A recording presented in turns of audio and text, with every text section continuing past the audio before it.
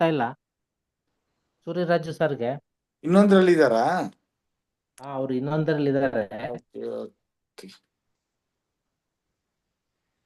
ಕೇಳ್ಕೊಂಡೆ sir, ಶುರು ಮಾಡೋಣ sir. ಮಾಡ್ರಿ ಸರ್. ಮಾಡಿ, ಪರವಾಗಿಲ್ಲ. 21 ಜನ ಇದಾರೆ, ಮಾಡಿ. ಹಾ ಸರ್. ಈಗ ಮಹೇಶ್ ಅವ್ರ ಹಾ ಸರ್. IMA ಪ್ರೇಯರ್ ಅದು ಚಾಲು ಮಾಡ್ರಿ ಮತ್ತೆ. ಹಾ ಸರ್, ಮಾಡ್ತೀನಿ. ಚಾಲು ಮಾಡ್ಬಿಡೋಣ ಹಂಗ್ರಿ. ಹಾ sir.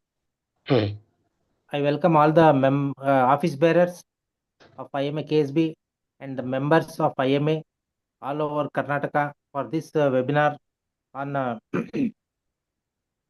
16th December 9 p.m. Topic by Dr. Vidyadhara Srinivas, lesson low back pain, lessons learnt. So I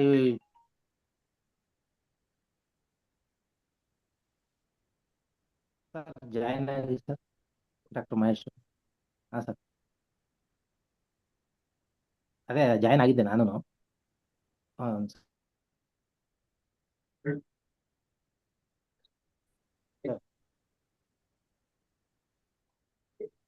So I request Dr. Karavira Prabhu Kailkonda to welcome all the office bearers and members of IMA. ಆತ್ಮೀಯರೇ, ಇಂದಿನ ವೆಬಿನಾರ್ಗೆ ಉಪನ್ಯಾಸಕರಾಗಿರುವಂತಹ doctor Vidyadhar, chairman ಮತ್ತು ವಿಭಾಗೀಯ ಮುಖ್ಯಸ್ಥರು Spain surgery, ಸಹ ಚೇರ್ಮನ್ರು ವೈದ್ಯಕೀಯ ಸಲಹಾ ಸಮಿತಿ Manipal hospital Bengaluru, ಇವರನ್ನು IMA KSB ವತಿಯಿಂದ ಮತ್ತು IMA CGP ವತಿಯಿಂದ ಹೃತ್ಪೂರ್ವಕವಾಗಿ ವೆಬಿನಾರಕ್ಕೆ ನಿಮ್ಮೆಲ್ಲರ ಪರವಾಗಿ ಮತ್ತು ವೈಯಕ್ತಿಕವಾಗಿ ಸ್ವಾಗತವನ್ನು ಕೋರುತ್ತೇನೆ.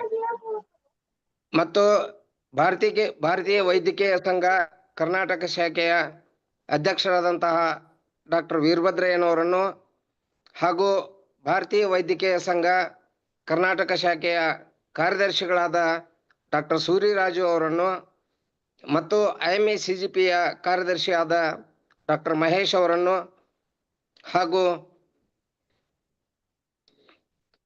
ನಿಯೋಜಿತ ಅಧ್ಯಕ್ಷರಾದ ಡಾಕ್ಟರ್ ದಲಂಬೆಟ್ಟು ಅವರನ್ನು, ಮಾಜಿ ಅಧ್ಯಕ್ಷರಾದ ಡಾಕ್ಟರ್ ಶ್ರೀನಿವಾಸ್, ಡಾಕ್ಟರ್ ಲಕ್ಕೋಳ್ ಹಾಗೂ ವೆಬಿನಾರಕ್ಕೆ ಭಾಗವಹಿಸಿದ ಎಲ್ಲ ವೈದ್ಯ ಮಿತ್ರರನ್ನು ಹೃತ್ಪೂರ್ವಕವಾಗಿ ಸ್ವಾಗತ ಕೋರುತ್ತೇನೆ.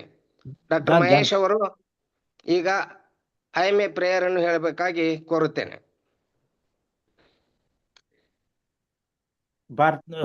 IMA prayer. May everybody be happy. May everybody be healthy. May everybody be free from pain. May everybody be free from sorrow. May we be the healing cure beyond every greed and lure. Thank you. And flag salutation. Members of the Medical Association stand here to salute our national flag. Its honor and glory shall be our light and strength, and its course shall be our course. We pledge our allegiance to it and as the accredited members of this national organization.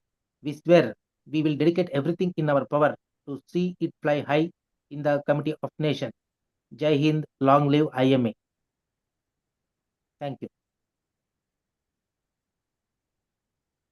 So we can start the webinar, sir. Topic by Dr. Vidyadhar Srinivas, and I warmly welcome Dr. Vidyadhar Srinivas for this webinar. The topic low back pain and the lessons learned. So Secretary. I welcome Dr. Suriraju sir, Secretary IMA KSB, for this webinar. Very much. Sorry for the delay. I was in the middle of the National IMA parliamentary MP's meeting was there, no? That in that meeting I was busy. Anyway, first of all, I want to thank Dr. Vidyadhar as orthopedic surgeon for choosing a beautiful topic to enlighten the doctors. Today, one of the biggest problem of the people who are facing in general public is backache. Today also I came across one patient with backache with urological problem. I mean, there is a link between again backache with lower urinary tract symptoms. Let us all hear from Dr. Vidyadhar sir. Welcome you. So there is a biodata of Dr. Vidyadhar sir. Dr. Vidyadhar, yes, Chairman and Head of the Department of Spine Surgery, Co-Chairman, Medical Advisory Board, Manipal Hospitals, Bangalore. Dr. Vidyadhar is a renowned spine surgeon and founder of Manipal Comprehensive Spine Care Center, established in 2008. He completed his MS and DNB in orthopedics from KMC Manipal 2002. Both gold medalists, MS and DNB. Pursuing his passion for spine surgery, he obtained the fellowship of National Board in Spine Surgery and further specialized in spinal deformity surgery through prestigious clinical fellowship at the Duchess of Kent Children's Hospital and Queen Mary Hospital, Hong Kong. His expertise has been enriched by visiting to leading spine surgery centers in Germany, Korea, USA, Thailand, Taiwan, Japan, and Singapore. In 2012, he became the first Indian to receive the Scoliosis Research Society Traveling Fellowship, allowing him to train at 25 top spine surgery centers in USA. He has served as an adjunct visiting professor at Manipal University and is the course director for the FNB Spine Surgery Fellowship Program. He is distinguished academician. He has won over 30 national and international awards, including Indian Science Congress Association Young Scientist Award 2006, presented by Dr. APJ Abdul Kalam, the past President of India, and the International Society for the Study of Lumbar Spine Best Research Award, Basic Science in 2010. For his work on disc degeneration, he is the fifth spine surgeon and the first from Karnataka to be inducted into the Scoliosis Research Society, USA. He has also served as chairman of the SRS Communication Committee and editor of the SRS Letter, becoming the first Indian to hold these positions. With over 2 decades exclusive spine surgery practice, Dr. Vidyadhar has independently performed around 18,000 spinal surgeries as of December 2024. He pioneered Manipal Institute of Robotic Spine Surgery at Manipal Hospital, Bangalore. Currently performs over 50 robotic spine surgeries per month. He holds the global record of successfully conducted around 1,000 robotic spine surgeries in just 18 months. Dr. Vidyadhar has been instrumental in launching multiple academic initiatives, including Manipal University Fellowship in Spine Surgery since 2011, Fellowship of National Board in Spine Surgery 2017, Manipal University Fellowship into the Robotic Spine Surgery 2023. He has trained 30 spine surgeons and organized Manipal Spine's Roboticon 24. He also founded the Spine Vidya YouTube channel providing educational resources on robotic spine surgery techniques. So I warmly welcome you, sir, once again, and give the topic subject low back pain. And Excuse me, sir. Excuse me. Before he starting his presentation, may I hear our president speaking for a few minutes? Okay, He has sir. not Okay, spoken okay. at all. Yeah. Okay, Right. okay. Thank you. President, sir. Virubhadra sir, ಇದೀರಾ? Hello, ಇದರಲ್ಲಿ ಬಿಸಿ ತಿರುಬು? ಇದ್ದಾರೆ, ಅದ್ರಾಗ attend Okay, ಮಾಡ್ತಾ ಇದ್ದಾರೆ. okay. We'll proceed. Then he will speak at the end. Fine. Fine. Sir, you speak, sir, as a president No elect. worry, no worry. We'll allow him to speak. Yeah, we welcome. It's very great pleasure to hear Dr. Vidya on this occasion. And we kindly request him to come to the IMA platform and deliver his speech. It's a great honor to have such a personality with great achievements. Welcome you, sir. Thank you. Welcome, sir. Thank you. Thank you, one and all. I think I am honored to be in this August gathering. I think today, looking at all the traffic around, I think it is best that we have more and more of these webinars rather than physical presence, because I think the goal is ultimately dissemination of knowledge, and it can happen very well with online sessions. Greetings from Manipal Hospital, Old Airport Road, Bangalore. I herewith stand before you talking about what all I have learned in the last 30 years, trying to be a spine surgeon from my teachers, books, and patients, most importantly. So let me not waste much time and tell you that back pain, like somebody was saying that time, that it is not just a small problem, it's a major health problem. 8 out of 10 of us suffer from back pain at some point of time in life. I think can others be muted? I think there is a lot of background noise that is being heard. Yeah. So 8 out of 10 of us, including doctors, suffer from back pain at some point of time. And at least in a place like Bangalore where I work, it is an epidemic because most of us sit and work. It's a big business as well. Anything and everything you want to sell, you say it works for back pain, I think it sells better. And more so, if you sell it online, it sells still more better. Lot of myths around, people talking and saying that lifting heavy weights causes back pain, which is not true. Bed rest is the best way to cure a bad back, which is not true. X-rays, CT scans, and MRIs will always identify cause of back pain, which is not true. And once you have back pain, you will eventually need surgery, which is not true again. The fact remains, friends, that most of us suffer and there is no standard of cure. You go to 2 doctors, you will get 2 opinions. You go to 20, you will get 20. No two mouths can talk the same language. And I will divide this talk into 5-6 headings. What is normal in our spine? What is the normal anatomy? What goes wrong? What is the pathology? How do the patients present to us with back and neck pains? How do the investigations help us? How do we treat? And lastly, how do we prevent back pain?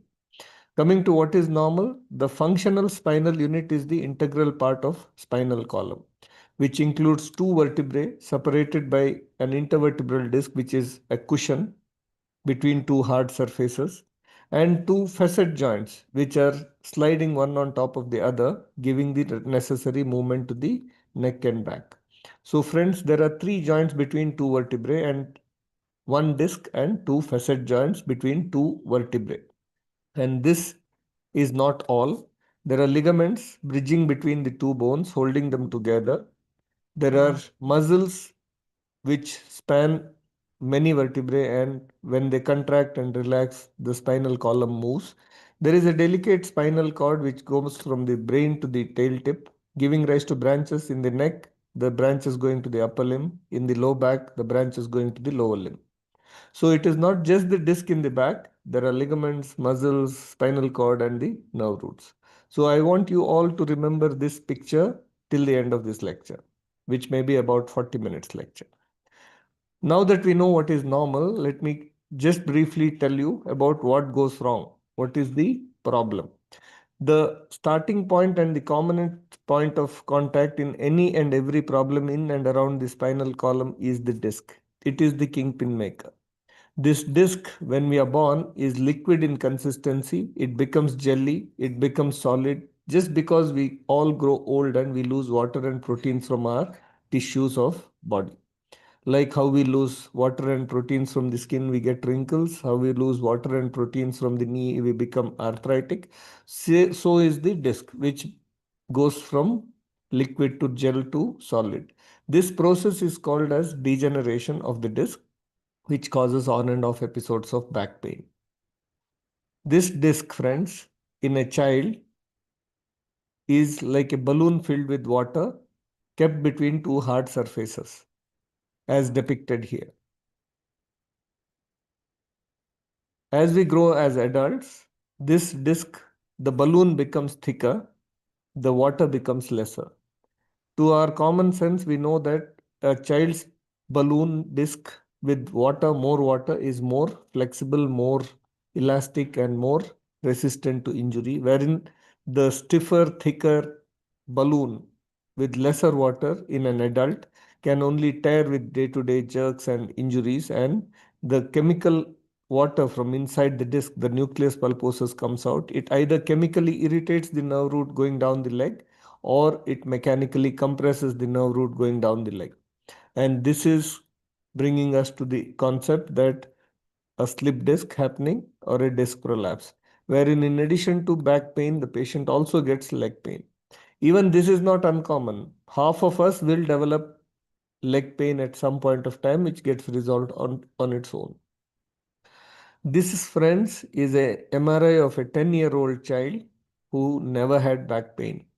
You can see those balloony, watery discs between the two bones. This MRI on the right side is a 80-year-old man who again has no back pain. MRI was done for academic purpose only. And you see those totally waterless jet black discs between bones. Mind you, friends, both the left and the right side MRIs are from people who never had back pain. One is a 10-year-old, one is a 80-year-old male. Given 70 years, this 10-year-old child's MRI on the left will look like the MRI on the right. This brings us to the concept of degenerative disc disease. From above down, a normal disc becomes degenerated by loss of water and proteins.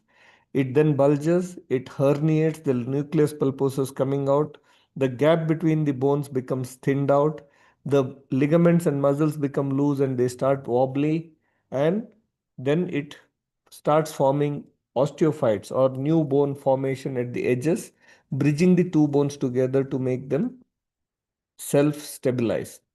In other words, there are three stages of degenerative disc disease explained by Kirkcaldy-Willis, which says stage of degeneration, stage of instability, and stage of self-stabilization, forming spondylophytes or osteophytes, bridging the two bones together.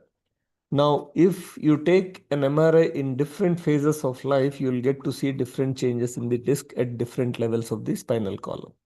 That's about it. Now, all this is theory. Now, what we get is patient with back pain and neck pain. Friends, let me first clarify that pain is a protective reflex.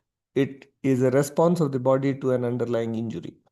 If body didn't have a pain reflex, you can even cut somebody's finger and he will not resist or remove the hand from ongoing injury. Because there is a protective reflex, you feel pain, you remove your hand from ongoing injury. There is always a psychological expression to pain. You get angry, you shout, you get tears in your eyes because you are feeling the pain. So that is not, pain is not purely physical, not purely psychological. There is a combination of physical and psychological component of pain.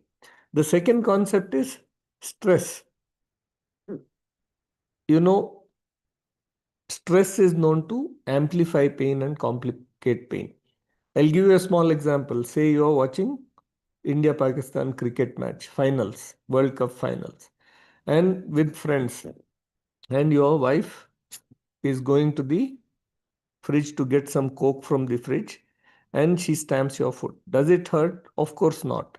Next day morning when you get up, you feel that your toe is swollen, and you'll be wondering, where did I hurt? Now, take the second example, a perfect bad day. You get up early in the morning, the geyser is not on. You ask your wife why it was not on, and she says why you couldn't get up and put it on yourself. You feel upset, you go to the office, you somebody dents your car, you reach the office late, and boss is shouting at you, clients are shouting at you, and end of the day, by afternoon, evening, you are just fed up with the whole day. It's a perfect bad day. You come home, you sit on the sofa, and you are drinking a cold Coke. You are like, I want to reduce weight, but hell with it, some other day, not today. Today is a bad day. And your wife crossing you stamps your foot. Does it hurt? Of course, you'll get so upset and angry, and you start crying. Looking at you crying, wife is so uh, touched that this man otherwise makes me cry all the time, and today he is crying. And she sees the toe is swollen. Chalo, chalo, we'll go and get an X-ray done. And you also feel, yeah, she has stamped me so many times and never it has hurt so bad. And today it is hurting so much. And you'll go to the nearest clinic and get an X-ray to see that there is no fracture. Friends, for all that you know, it is the same wife stamping your same foot. When you're happy watching the cricket match, you realize the pain only next day. And you'll be wondering, where did I hurt? And the same wife, when you're upset, if she stamps your foot, you'll feel so much so that you go to a doctor and gets a X-ray done to make sure that there is no fracture.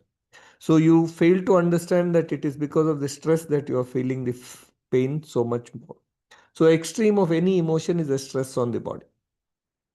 Now, every patient comes and explains to us about their pain, and they still, after 5-10 minutes also, they feel that they have not conveyed the type of pain. One is stabbing, one is pulling, one is burning, one is catch, one is boring. Every description that you think they can explain to you, they'll explain, and then still they feel ಗೊತ್ತಿಲ್ಲ ರೀ ನಿಮ್ಗೆ ಅರ್ಥ ಆಗತ್ತಾ ಇಲ್ವಾ ನೀವು ನನ್ನ ನೋವು. And imagine person like me who is seeing 80 patients every day with back and neck pain. I can write easily a book on how to express pain. But you need to listen to them because they pay the money and come for your consultation. And we need to look out for red flags.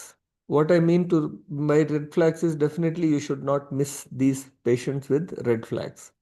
One of it is child coming to you with back and neck pain. It is a red flag. No matter what is said and done, a child hardly knows about the existence of neck and back because it is in the back. Usually exam time, they talk about headache, throat pain, stomach pain because they see in the mirror and they think that is the reason they can give and take off from school. But a child complaining of back and neck pain, I think you should take it very, very seriously. It can be either a tumor or an infection. A elderly person more than 50, 60 years of age usually doesn't go to a doctor for a couple of months because he has been used to this back pain from his early age, and he knows that it will come after few days or some time it gets better on its own without anything, and he keeps waiting. And if a elderly person comes to you for back pain at 50, 60 years of age, I think we are definitely taking it serious and we need to evaluate them. Not to say that people between 18 and 50 are mad, but of course we are half mad because of day-to-day chores. Trauma, even if it is the smallest of fall or a jerk in a bus, in an elderly, somebody on steroids, somebody a known case of cancer, wherein the bones are already osteoporotic and brittle, can cause osteoporotic fractures in these patients. And we need to be careful. It's a red flag. Friends, back pain with fever and constitutional symptoms. Beware of tuberculosis in the spine, which has come back with a vengeance. I see about 5 to 6 tuberculosis spine patients every month. And people with tingling, numbness, and weakness of limbs, definitely it's a red flag. 90% of back and neck pain becomes better on lying down, becomes better on taking pain medications. And if somebody says, even at rest, even with pain medication, pain is unbearable, think of infection, think of malignancy. Friends, malignancy, the commonest site of metastasis in the bones is the spine. So don't miss if somebody has pain on lying down, rest pain in a person who is more than 60 years, rule out malignancy. Quick examination findings. You look at the patient walking to your room, whether he's walking unsupported, whether he is lurching, whether he is buckling his knees, whether he is dragging his foot, whether he is wobbly, whether he is imbalanced. So look for his gait. Ask him to heel walk, toe walk. On both the heel, let him walk. His L4 and L5 routes are okay. If he is able to plantar flex or toe walk, his S1 route is okay. Grossly, if this is not possible, I think you need to make the patient lie down and examine muscle by muscle, joint by joint for the muscle power. But friends, 99% of the time there are no red flags either in the history or in the examination, and patients have back pain, significant back pain, and they look out for getting a diagnosis. Now the problem here is there are enough tests in the market available that we can empty anybody's bank balance. And to add to our confusion, people come and tell us, 1991, Dr. Srinivasan diagnosed me with spondylosis. In 2010, Dr. Venkatramana diagnosed me with a slip disc. I have an extra bone. I have a crack in the back. You know, it's not patient's problem. It is people like me who would have driven it deep into their heads. Showing them the X-ray of the spine in the 90s and telling that notary gap ಕಮ್ಮಿ ಆಗಿದೆ ನಿಮಗೆ spondylitis ಇದೆ.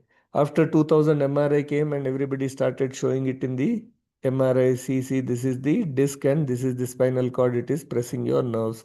And it becomes like their important landmark in their life, like birthdays and anniversaries. So, and you become a part of their life, saying that you have diagnosed them. But how do you know that your grandfather didn't have these problems? Like here you can see the first X-ray showing a calcification in the disc, second showing a spina bifida, third showing a limbus vertebra or a irregular Schmall's node.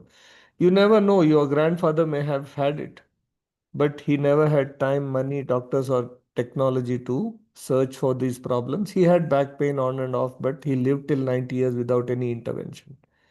And today we have a big problem, these four problems: time, money, doctors, and technology. We go searching for problem, and once we look at the problem, it scares us and we run from pillar to post, changing opinions. Friends, this is a very important landmark study done by insurance companies, trying to analyze 10 years timeline from 1994 to 2004, healthcare expenditure on management of back pain. They found that number of MRIs being asked was increased by 5 times. Opioid prescriptions were increased by 2 times. Epidural injections were increased by 4 times, and surgeries, of course, were increased by 5 times. But they concluded that these increased expenditures in their terms have not been accompanied by improved patient outcome or disability. Like patient suffering in 94 and 2004 is the same. So what insurance company is wanting? If the suffering is the same in 10 years, why I should spend 5 times more money? Then they went into the depth of what is going wrong. They found that 2/3 of the MRIs of the spine were not to have been asked. And they found that spine surgery rates were highest where the MRIs were being done the highest. Friends, even as doctors, we should understand that we need to safeguard our side of the blanket first. Doesn't matter who is sleeping next to you. Friends, do we need an X-ray? Forget about MRI in the first visit. Obviously, answer is no. Then when do we want? X-ray is done in children complaining of back pain, or severe back pain in an elderly patient, or incapacitating back pain, somebody coming on wheelchair or stretcher, or severe pain after a polytrauma in the road. Rest all people can wait for 3 weeks, or if there is a apparent kyphoscoliotic deformity of the spine, you ask for an X-ray. X-ray mainly excludes bony pathology and nothing else. Friends, diagnostic gold standard is MRI for the spine. It shows anything and everything in and around the spinal column, like the first X-ray, MRI picture showing degenerated, dehydrated disc, second picture showing a big slip disc, and the third MRI showing a slip of the bone, spondylolisthesis. Friends, MRI is also the investigation of choice to detect infection in the spine or malignancies in the spine in the earliest of stage. There is no better test than MRI to diagnose any problem, and that's why it is the gold standard.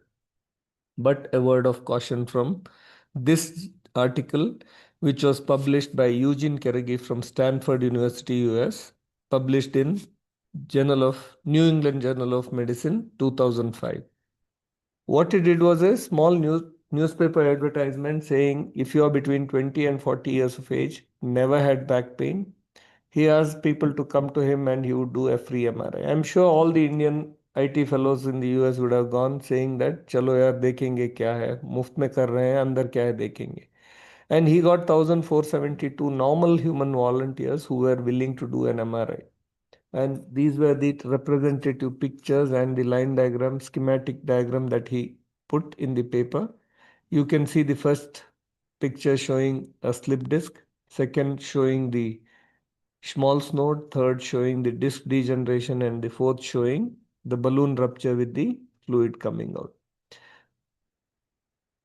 This was his concluding graph, the incidence of MRI findings in normal volunteers. Mind you, not anybody had any back pain. Never they had back pain. People between 20 and 40 years of age, normal volunteers who did MRI.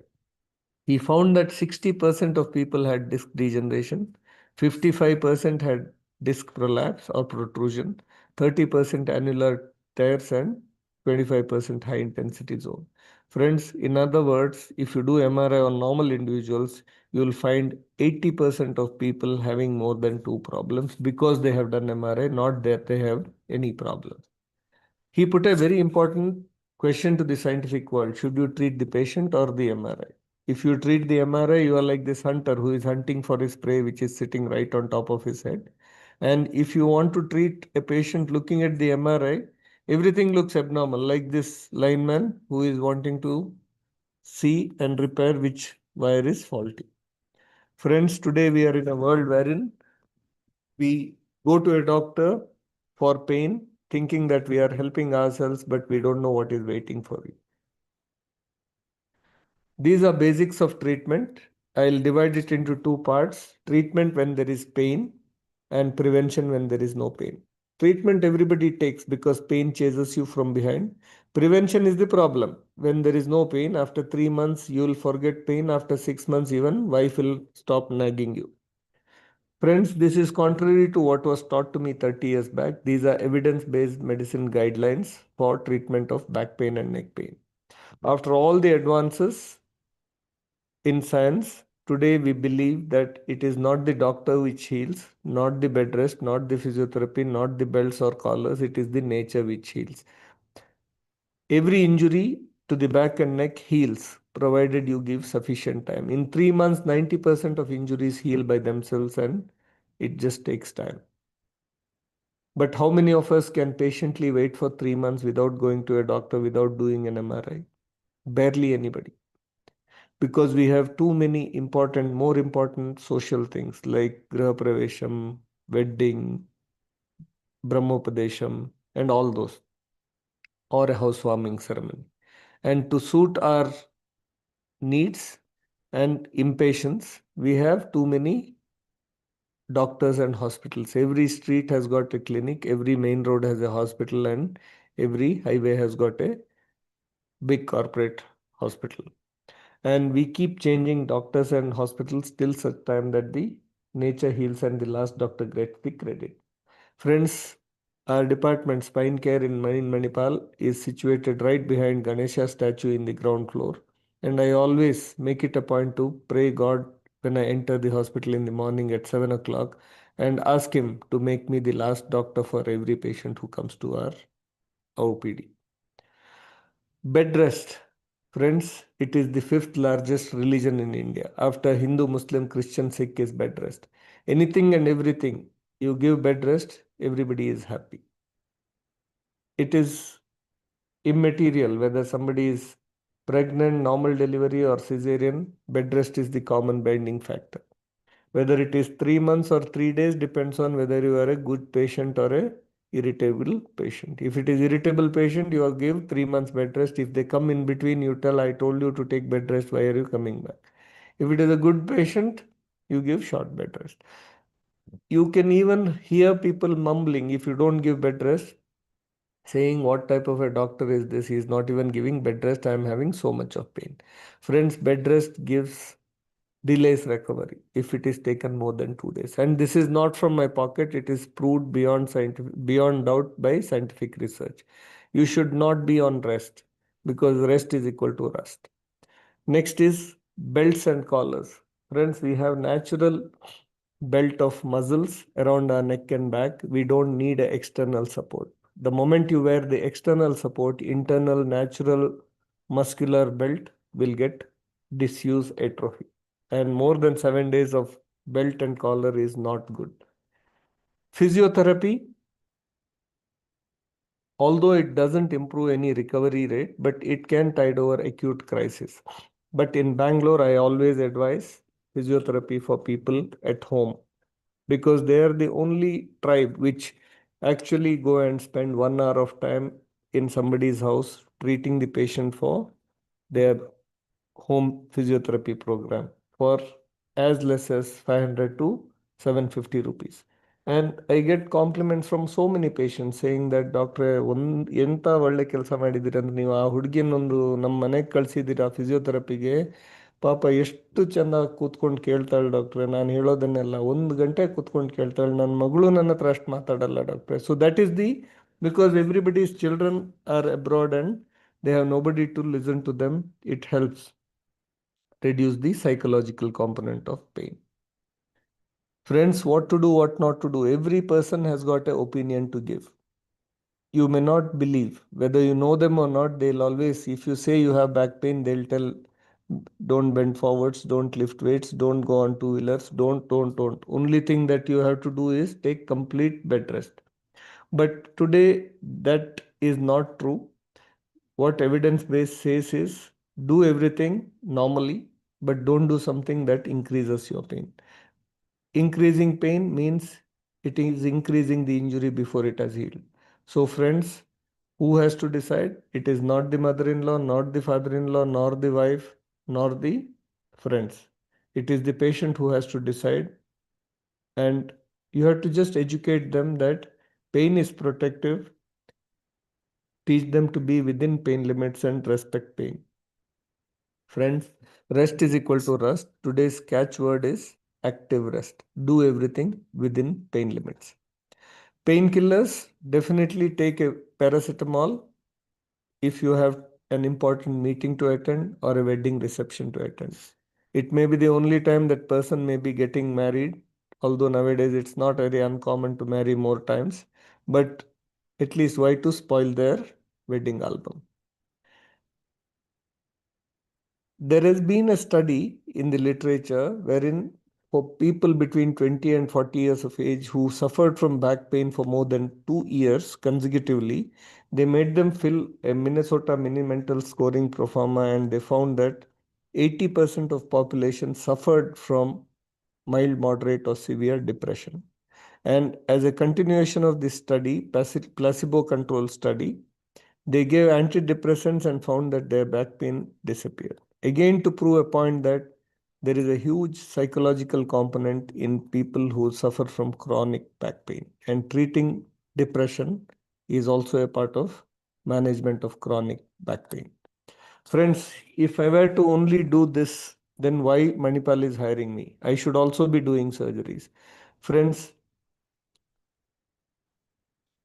there are only 3 indications for surgery, 2 of which are absolute indications, wherein I say that it is immaterial where you get it done, but you need to get the surgery done. The 2 important absolute indications are when you have weakness of limbs or trunk, or loss of control over urine and motion, either inability to pass or inability to hold. In both these situations, it is only meaning to say that the signals are not transmitted from the brain to the particular organ, either the limb or the urine or motion. And if it is stuck or compressed in the spinal column, you need to decompress.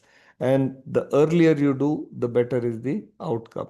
And here, I, as a surgeon, have a right to sell surgery. And it is immaterial whether it is 2 days of pain or 5 days or 2 years of pain. The earlier you release, the better is the outcome. Friends, but this indication is seen only in 1% of all patients coming to you with back pain. The weakness and gallbladder involvement is only 1%. Rest all patients have back pain. But here we say it is a relative indication because pain is subjective.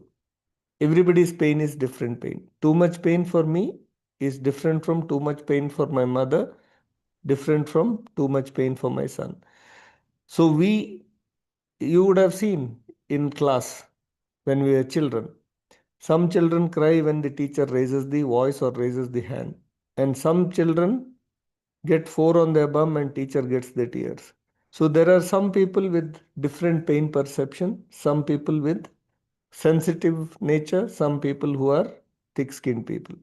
Now that is where we say when pain alone is the indication, we say it's a relative indication. And the indication here is functionally disabling pain for more than 3 consecutive months. Here it entirely depends on patient's expectation, and we believe that here surgeon has no right to sell surgery and patient has to buy surgery. But it is very difficult for a patient to decide. So I give this example in my practice that if, say, it is my grandmother's age, if somebody is having at 80 years having back pain, every time children and grandchildren come home, the granny will always be telling a lot of back pain, back pain, back pain.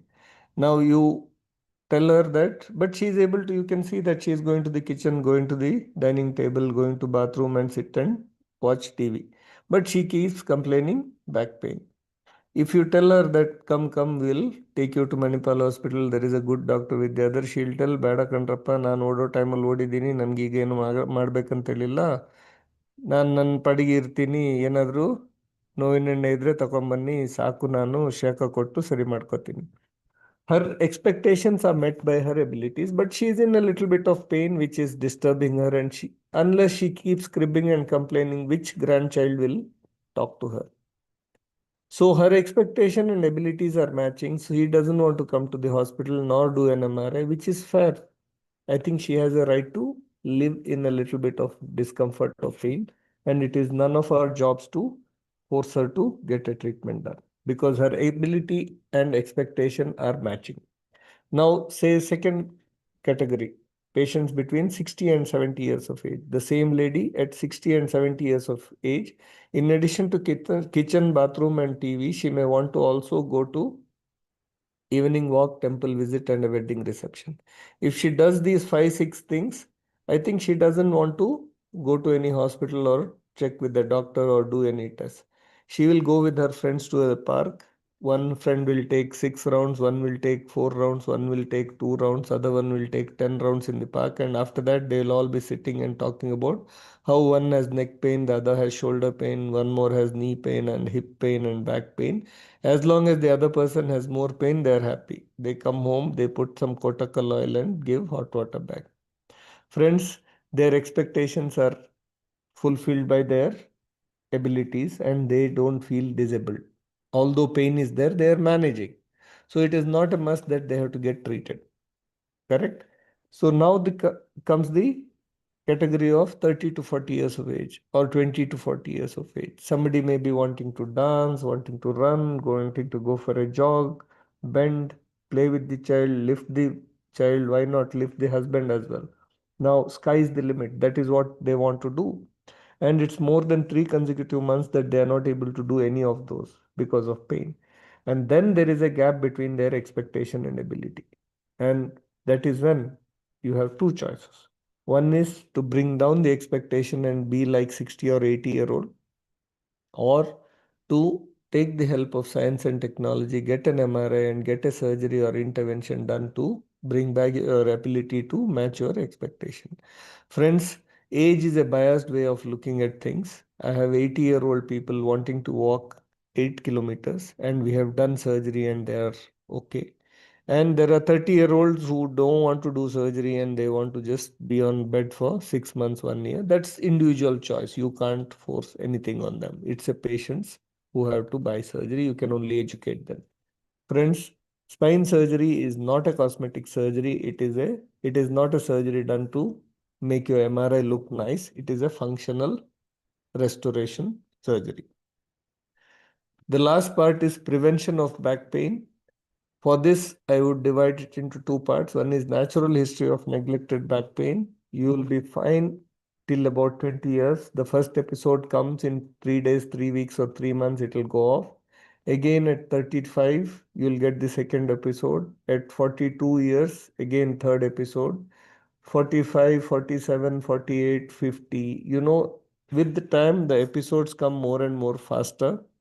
And also after some time, although initially the pain used to completely go, after some time, it leaves behind a little bit of residual pain. And this residual pain goes on increasing, making at some point of time living difficult and doing activities of daily living difficult, and then you needing to undergo surgery. So if you really want to prevent when there is no pain in between episodes, so that do something so that it doesn't come. This cascade should be stopped early on. The philosophy of back pain, when we are children, we don't get back pain. We are like a tender plant. You ask any child to bend and touch the floor without bending the knees. 90% of children can put full palm flat on the ground, bending forward. The child is like a tender plant. You bend it in any direction, it doesn't break. Child is a spurt of energy. It jumps, falls, gets up. Nothing happens. Till about +2. Now you talk about another category on the right side, people between 25 and 30 years of age. They look very strong, only they look, unlike the child, but they are like the teacher's chalk. They cannot bend and touch the floor. Most of them don't even go up to the ankles. So it is like a chalk wherein you are stiff and prone to breaking. You bend a chalk, it breaks. You pick up a mug of water, you get a catch. You go on a two-wheeler, you get a catch. You sit on the ground, you lift weights, you get a catch. You do anything and everything, and even without doing anything, turning on bed, people get catch. And this is quite a problem, big problem. And this is not uncommon at all. But this flexible child, in just 10-15 years after +2 till he becomes 25-30 years, has not done anything, but first he gets into the books, he gets into the career, he gets into life, wife, children. He is not finding time to exercise. So the flexibility is lost, not because our liquid disc becomes jelly and solid. It is merely because of inactivity of muscles and ligaments around your spinal column. The first picture that I showed you, friends. And this is the key to having problems of slip disc, because once you're brittle, you keep breaking and we keep blaming something or the other. We keep telling that it's potholes, there are a lot of humps. Bangalore should be like, you can see the Times of India or any newspaper articles. Every rainy season they'll tell 4,372 potholes in Bangalore. Shame on BBMP. Hump Nagar, night there is no hump. Next day, rare same road, the coolie wala will work. He'll go on a two-wheeler bicycle. He has no problem whatsoever because he is flexible. Whole day the coolie fellow will be lifting bricks, lifting cement, and doing all sorts of things. His body is flexible. He is like a tender plant, like a child. And we are stiff like a teacher's chalk, and we keep breaking and we keep blaming others for our problems. Friends, if we are looking at a preventive strategy, the only way is getting back the flexibility that we have lost. And the best, our body, friends, is like this Premier Padmini car. If you don't start it for a week, you will have to push and start. If you keep it for a month without starting, you will have to get a mechanic, change the battery and start. Friends, we, the human beings, believe that we are the most evolved animals on planet Earth by virtue of us being able to stand fully erect against gravity. Chimpanzees came quite close, but not still so much erect. And today, towards Whitefield side in Bangalore, definitely there has been a significant regression in evolution.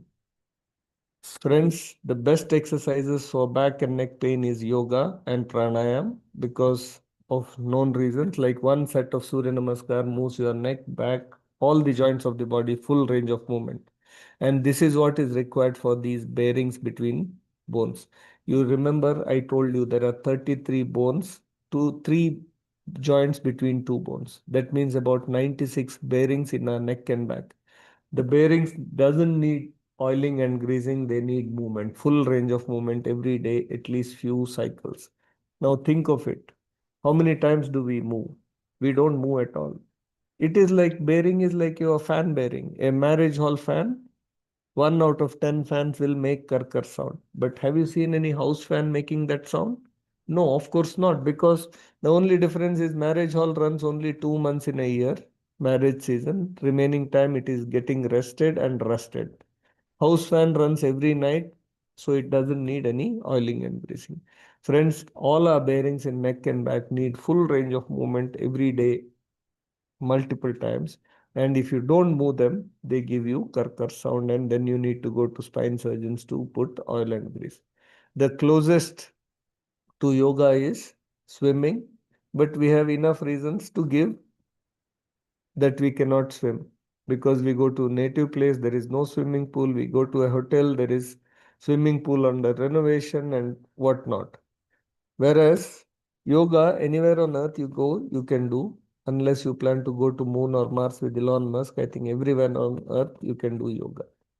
Friends, two lifestyle changes. Quit smoking. Nicotine is known to accelerate disc degeneration and also weight gain. The tummy can put enormous load on your spine, causing it to be a disadvantage and accelerate disc degeneration. For all those people who sit and work, I advise sit straight, look straight, be comfortable, not military position, but take breaks. I used to stop there, but then I saw all the IT fellows. Break means pushing the chair with the wheels to the next cubicle, gossip a little, and come back. So now I tell, get up and walk. Friends, movement is life. Every joint, every organ, every person should move. And that is where life is. So is the spine and spinal unit. Friends, one other important preventive measure is don't do MRI unless surgery is indicated.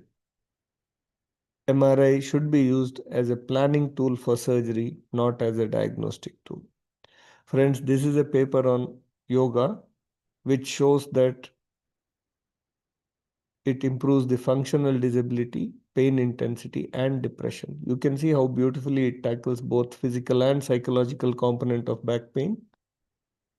Yoga, friends, is like recurring deposit, RD, which today's generation doesn't believe. We all believe in markets which go up and down like nobody's business. And friends, yoga is a way of life. If you do it on every day, it's not an exercise. If you do it on every day's basis, returns will come when you grow old. To sum it up, it is not because it's a small disc bulge that it is normal. If there is pain in a small canal, narrow canal with a small disc bulge, intractable pain for more than 3 months, I do surgeries. It is not because the slip disc is very large that you need surgery, because if it is a large canal, a large disc slip can be maybe floating in the canal. It need not be causing symptoms. You need not operate on them. Friends, gone are those days that surgeons could tell that they have a 100% success rate. Nobody in the world can claim 100%. We all have failures in our lives as surgeons. And conservative treatment, friends, is reversible. Surgery is not reversible. No matter how small, it will always leave behind a scar. Friends, think conservative, stay conservative. I don't mind you doing thorough workup if you are more than 60 years or a child to rule out infection or tumor, but don't get overtreated because you find something on the MRI. Friends, only 3 indications for surgery: weakness of limbs, bowel bladder involvement, or intractable functionally disabling pain for more than 3 consecutive months. Rest all is non-surgical. In 3 lines, if I have to sum up the whole talk, pain is protective, friends. Respect it, be within its limits. Flexibility is the key. When you don't have pain, maintain it with yoga. Don't do MRI, don't do surgery unless there is one of the three indications. It is not to say that you have to live with pain and make it chronic, because once it is more than 3 months and chronic, it can then only be treated intermittently but rarely be cured, like diabetes and asthma. Friends, there is no medicine which can reverse the degenerative disc disease as shown and described before. And there is no medicine which can get these watery, balloony discs back. On a philosophical note, I would want to end this lecture. What God wanted human beings to be was like a farmer, seen in this picture. Sweat it out in the hot sun, morning to evening, end of the day, any food will taste nice, it gets digested, and no matter which pillow, which mattress, he'll get a good night's sleep, and next day morning when he gets up, he is fresh, energetic, and happy. Friends, what we have done today is sitting in AC rooms under a fan, body is cold and only head is heated up. Our brain gets so much of extremes of emotions causing stress on the brain, like too anxious, too apprehensive, too tense, too fearful, too much, too much, too much. Causes so much of stress on the brain that brain starts misbehaving. It is like brain is the headmaster of a school. If headmaster is gone case, all the teachers and students misbehave. And there is no rules and regulations in that school. And the results are not good. So same is this, where your brain is screwed, your body starts misbehaving, showing somatic manifestations of stress disorder like headache, giddiness, dizziness, chest pain, palpitation, breathlessness, neck pain, back pain, acidity, constipation, menstrual irregularities. You name it, you'll have it. And to suit these symptoms, we have symptom specific super duper specialists like Vidyadhar. We have 340 doctors in our main Manipal hospital. Imagine, everyone is super duper specialist. And Izzat ke mare, if you go for each of your somatic symptoms to one doctor, if he gives 1 or 2 medicines, you'll end up taking 5 medicines in the morning, 7 in the afternoon, 10 in the night. Eventually, will make you a patient. So the only 3 steps we have, 3 choices. One is to go back to grandfather's farm and do inorganic farming, dirtying your hands and legs. If you don't want to do that, do 1 hour of yoga daily. If you don't want to do this also, stop cribbing about aches and pains, start enjoying pain and keep changing doctors for entertainment. I honestly feel we are today over-treating back pain and it is high time that we back off. Thank you one and all for patiently listening. Thank you. Any questions, you can always WhatsApp. Sir, for your wonderful information. For your wonderful information of low back ache and the lessons learned from low back pain patients. So if anybody wants to have any questions, you can ask any questions. Dr. Vidyadhar, Dr. Suriraji, yeah? Yes, sir. Urologist. Sir, namaskar.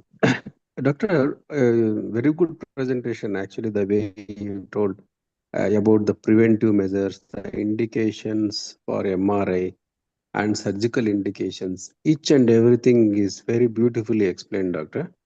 When it comes to the, you told one of the indication of surgery is involvement of bowel and involvement of bladder, correct? Yes, sir. So I come across a lot of patients in my urology practice with severe backache, with L4, L5 disc prolapse, with a patient complaining of lower urinary tract symptoms. So what is your view, doctor, on that? Sometimes I feel patient will be having either overactive bladder or underactive bladder with mixed lower urinary tract symptoms. So urologist will get confused. Should I treat his BPH or overactive bladder? So what is your opinion? Surgical indication. Yeah. Sir, basically, urological problems in a patient with spinal Yes. back pain is Yes. very classical. It will not be, very rarely it is isolated bowel bladder. So they'll have Correct. significant back pain with bowel bladder involvement, sir. Yes. So either they'll be on wheelchair, stretcher and having one catheter that they Yes. are not able to pass urine. So there are two types. If it is cervical spine, you can have hyperreflexic bladder. If it Hmm. is LMN, that is lumbar chorda equina, is overflow incontinence. But Yes. what I am saying is, whether it is UMN bladder or LMN bladder is one thing, but these patients will not have problem without significant disabling back and neck pain. So it is not isolated urinary tract like frequency, urgency, not that type. They are Sure. actually not able to pass urine. They are not able to stand and walk. Their legs are weak. Their bowel bladder is involved. So those are the places where we are thinking of spine first.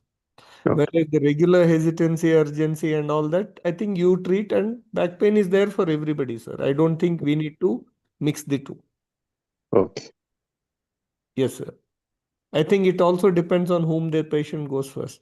If it comes to the urologist, they would do ultrasound, they'll check for CT scan for stones, and also do Yes. things for treating the urological symptoms, and they don't get treated, then they send to spine surgeon and vice versa. Yes, there are so many places where urology and spine surgeon come across, especially stone-related back pain. Correct.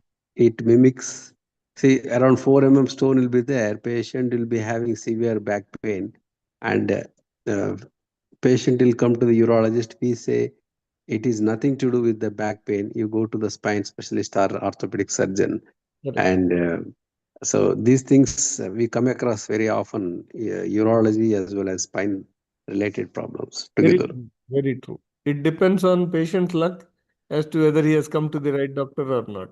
So we usually, if it comes to a spine surgeon, we would do X-ray, MRI, and then say, "Oh, nothing is there. You go to urologist." And urologist would do ultrasound, CT scan, and then send it to us. So it's just mutual. It depends, sir. I think it is very difficult at times. Like usually, I say if pain goes below the, means below buttocks to the legs, I think it is Mhm. fine. If it is more of loin to groin, I think it is urological. Yes. Thank you, Doctor. Thank you. Thank you very much, sir. Very good presentation. What is your suggestion for spondylosis, sir? Sir, like I said, spondylosis is a common condition wherein there is a disc space reduction on the X-ray, you say spondylosis. It's a layman's term, sir. So the pain is, again, multifactorial. It is not just physical or psychological. It can be because of XYZ reasons, and treatment depends on what is the exact reason of back pain. There are a lot of treatment modalities possible, sir. But most important is wait and watch. Teach patient to be really patient. And most of the times it doesn't need you or me. It heals by itself. Thank you, sir. Thank you. Unless there are red flags. Any more questions from audience? If there are no questions, I am Dr. Gnana Prakash from Bangalore. Yes, sir. In case of treating backache cases, what is the role of muscle relaxants, sir? So many times patients are advised to take muscle relaxants. What's your opinion? Honestly speaking, I just don't use any painkillers. My prescription is only of vitamin D, calcium, B complex, and pregabalin, and Olini gel and hot bag. I don't give anything, no relaxant, no pregabalin, just a nerve soothing medicine.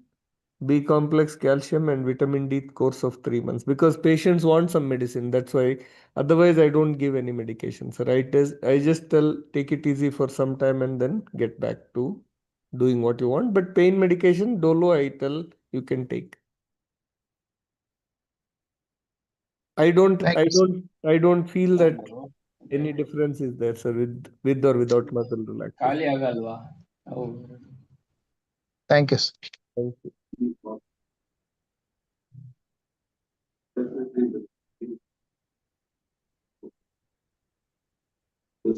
Any other questions? Dr. Mahesh, there are some questions in the chat box. Yes. If sir can answer those.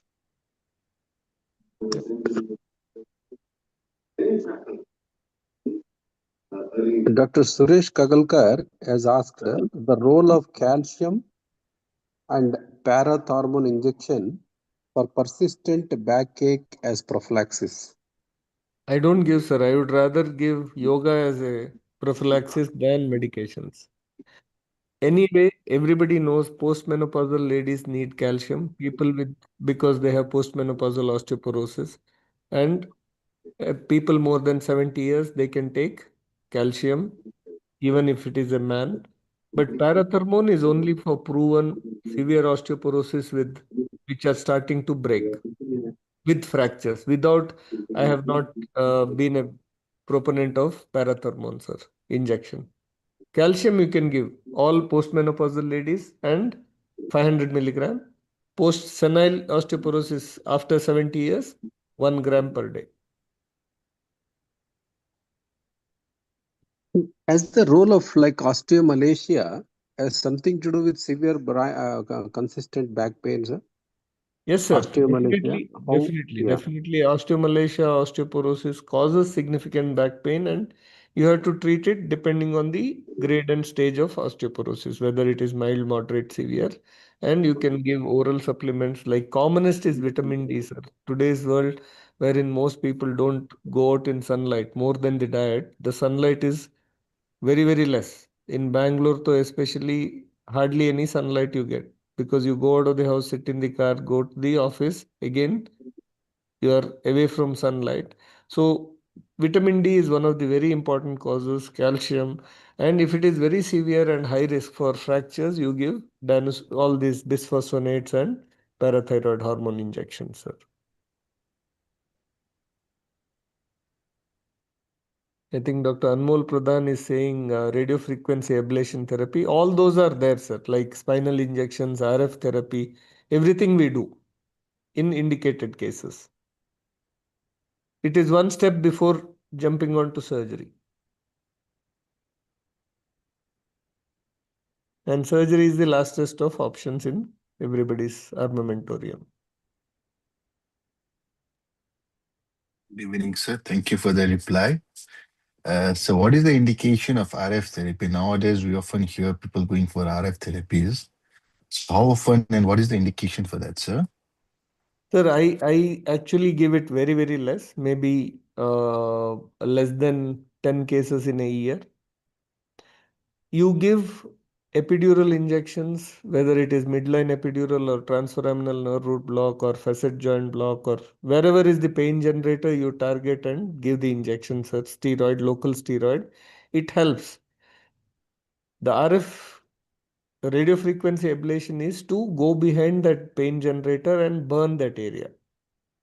So I feel it is very unnatural. I feel it's all any pain is because of inflammation. And if you give steroid, the root cause is gone, inflammation. And to not get it again, I think you need to educate the patient to do the lifestyle changes like weight reduction, stopping nicotine or smoking, and also doing flexibility exercises, core strengthening. So if you educate them in the right direction, why should you go and burn something? So I don't really propagate unless somebody is needing more than 2 to 3 times of epidural steroid injections in a year.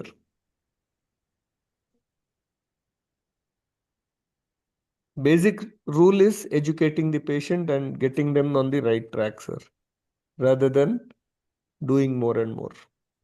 Rather, I would say do less and less and make them understand more and more.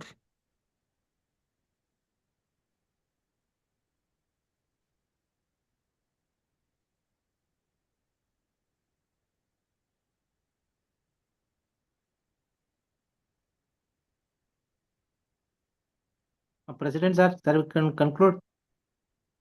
Yeah. Word of thanks.